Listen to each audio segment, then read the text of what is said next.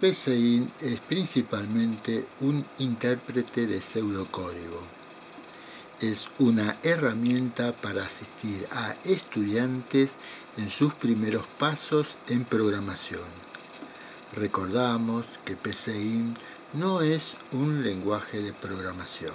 En este video te voy a explicar cómo se trabaja con decisiones utilizando PSeInt. Para tener en cuenta, si deseas comenzar con los primeros pasos en programación, te recomiendo que veas los siguientes videos: medidas de almacenamiento en informática IPCO, cómo descargar PSeInt IPCO y programar con PSeInt IPCO, que en ese caso ese video te va a dar los primeros pasos para poder continuar con programación. Hasta ahora los diagramas estaban constituidos por una secuencia de bloques, en los cuales para ir del comienzo al fin se recorría un camino único, debido a la ausencia de opciones o condiciones que posibilitaran al diagrama bifurcarse. Vamos a recordar este ejercicio que ya lo hicimos en la primera parte. Dado tres números A, B y C, confeccione un diagrama para hallar el promedio. Comenzamos con el inicio, ingresamos tres variables, sumamos esas tres variables y hallamos el promedio. Por lo tanto, ya ha concluido el ejercicio. No tiene ninguna condición, simplemente que nos dice que tenemos que hallar el promedio. En este video introduciremos los bloques de decisiones o condiciones y su respectiva codificación. Esta decisión o condición estará representada por un rombo, que es la instrucción de control. El bloque que en el diagrama de flujo representa una decisión simple es el siguiente. Como vimos anteriormente, un rombo. El mismo rombo al cual se accede por una y solo una entrada y se egresa por dos y solo dos salidas. Dentro del rombo se coloca la condición respectiva. Si la condición es verdadera, salimos por el sí. Caso contrario, saldremos por el no.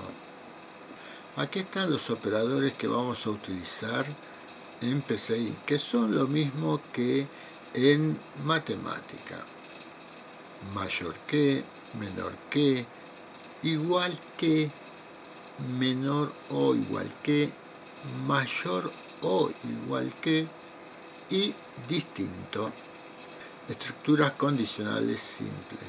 Cuando se presenta la elección, tenemos la opción de realizar una actividad o no realizar ninguna. La representación gráfica nos indica que tenemos una sola entrada y dos salidas. Se trata de una estructura condicional simple porque el camino del verdadero hay actividades y por el camino del falso no hay actividades. Por el camino del verdadero puede existir varias operaciones, entradas y salida. Pasemos al siguiente ejercicio. Realizar un programa o diagrama para ingresar el apellido y el sueldo de un empleado. Si el sueldo supera el 1.980.000 pesos, indicar por un mensaje paga ganancia. En este caso vamos a recordar que solamente me tiene que indicar cuándo supera esa cantidad, el 1.980.000 pesos. En caso contrario, no tiene que realizar ninguna actividad. Comenzamos con la entrada, que está formada por el inicio y las variables APEL, que vamos a ingresar el apellido, y sueldo, donde vamos a ingresar el sueldo. Comenzamos con el proceso. En este caso tenemos que incorporar el rombo. Dentro del rombo tenemos la condición. Sueldo mayor a 1.980.000 pesos. Si el sueldo es menor a 1.980.000 pesos, la salida es por el no y no tiene que realizar ninguna actividad, por lo tanto va a terminar el ejercicio. Si el sueldo es igual a 1.980.000 pesos, también va a continuar por la parte negativa, ya que no es mayor al sueldo indicado. En caso que fuese mayor, la salida es por el sí y tiene que aparecer un mensaje que indique que debe pagar ganancia. En el ejercicio a continuación tenemos el diagrama con la codificación a su derecha. Vamos a recordar que la codificación comienza en la línea 1 con la palabra reservada algoritmo. Luego nosotros le tenemos que poner el nombre al ejercicio. Recordar que no le estamos poniendo el nombre al archivo, sino al ejercicio que estamos trabajando. En la línea 2 nosotros colocamos escribir. Todo lo que sigue luego de la palabra reservada a escribir y está entre comillas, aparecerá en el programa como tal. Entonces, línea 2, escribir entre comillas Taylor Frederick, sexto A, turno noche. Cerramos comillas, muy importante. En la línea siguiente, escribir entre comillas, ingrese el apellido del empleado, cierro comillas. Luego la palabra leer, que significa que nosotros tenemos que ingresar ese dato. Y leer APEL. Vamos a recordar que APEL es el lugarcito que nosotros guardamos para el apellido. Luego tenemos escribir, ingrese el sueldo del empleado. Leer significa que vamos a reservar otro lugarcito en la computadora para el sueldo. Una vez que yo ingreso por teclado el sueldo, va a la parte del bloque.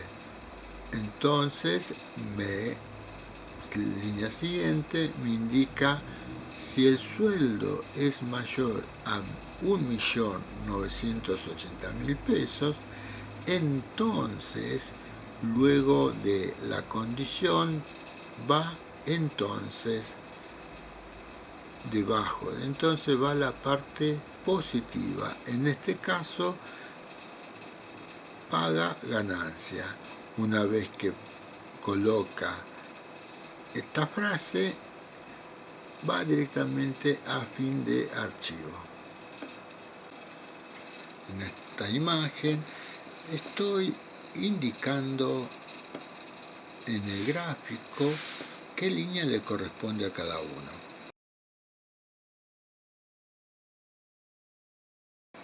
Ingresamos el ejercicio en PCI.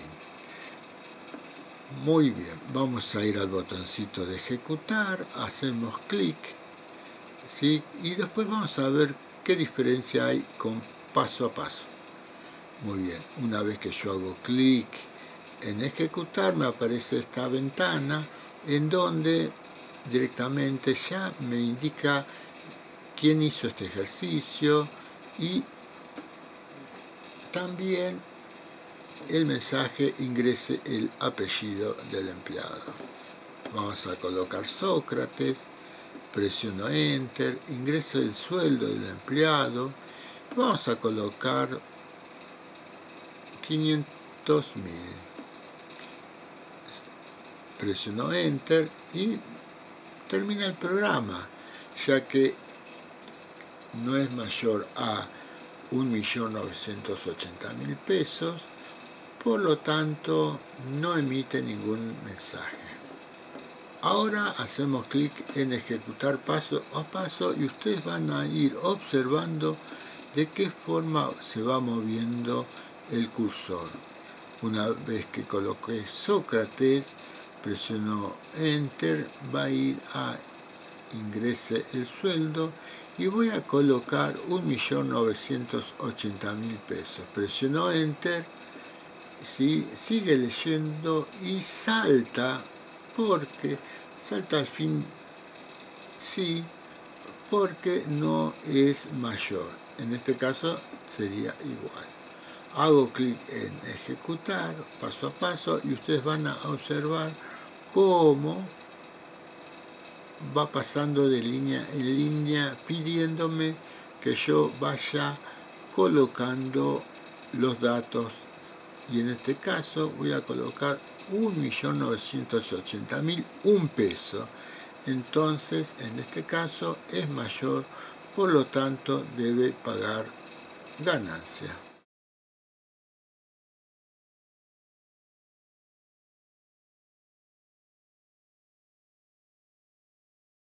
Estructura condicionales compuesta.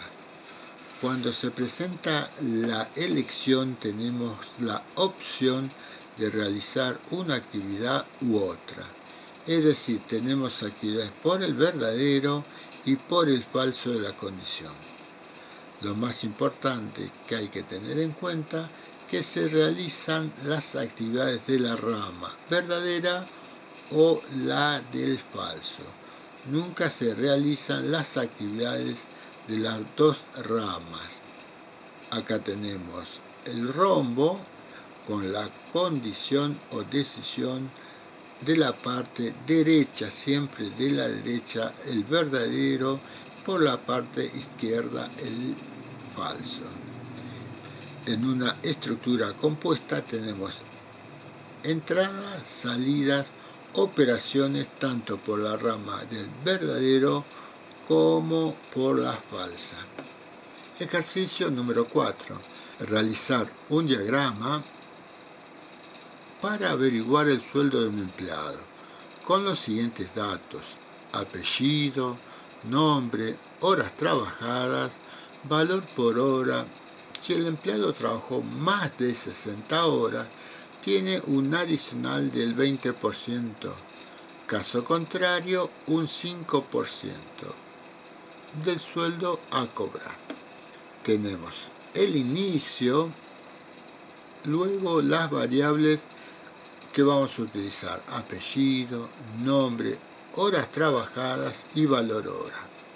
Tenemos que averiguar el sueldo parcial, que es igual a las horas trabajadas por el valor de hora, y encontramos el rombo con la decisión.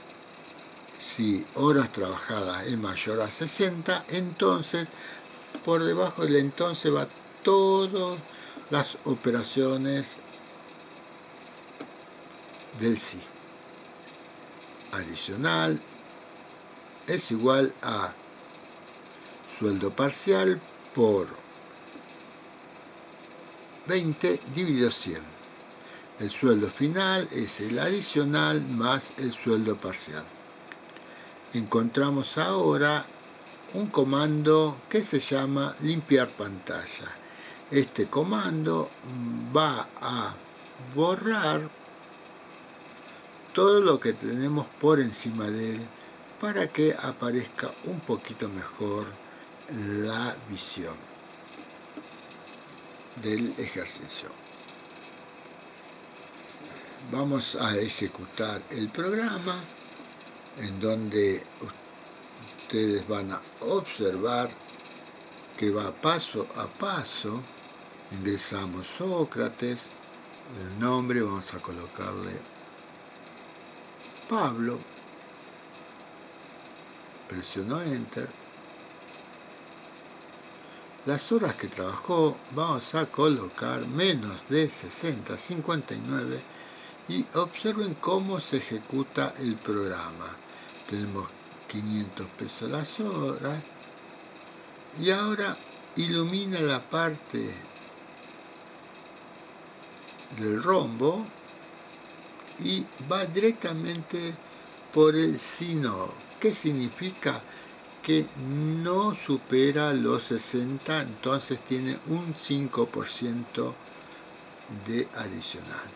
Ahora lo que vamos a hacer es colocarle 60. Va a pasar directamente a la parte del signo.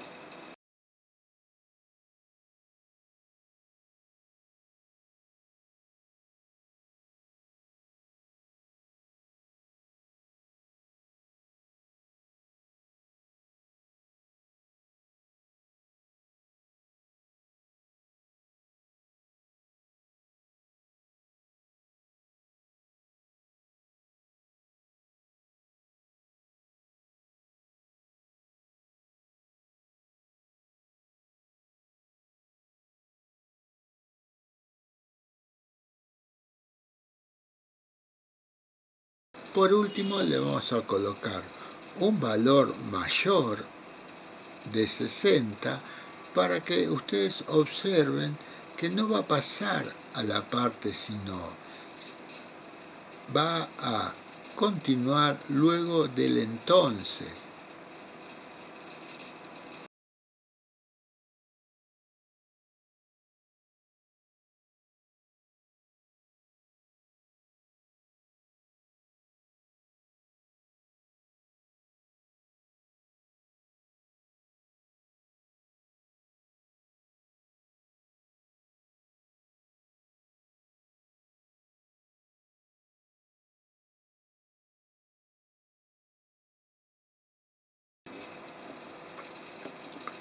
La pregunta es, ¿cuántos rombos necesito?